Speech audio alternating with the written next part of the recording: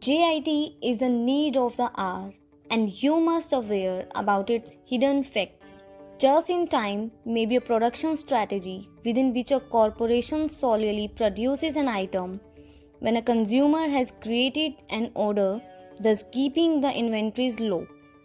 While this streamlined approach will prevent prices and increase potency throughout business as usual, it's liable to each offer and demand shocks. JIT is closely related to alternative ideas like TQM, Kanban, and continuous process improvement.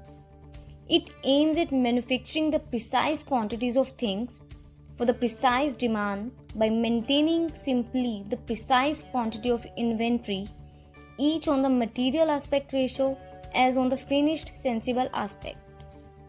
Welcome to Learn Transformation, the place where future leaders come back to urgent. If you are not subscribed yet, you are missing out.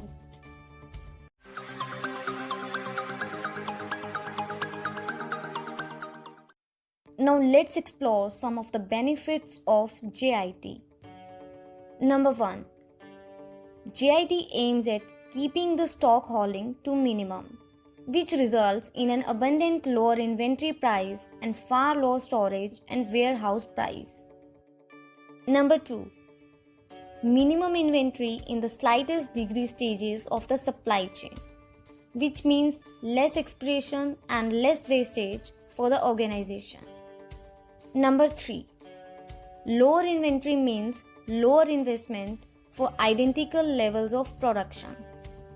It reduces asset investment to a larger extent, which successively results in better ROI and profit for the organization.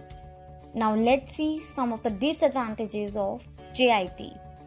Number 1. JIT production is terribly sensitive to any quiet error. Since minimum inventory levels are maintained, there is no space for any quiet error.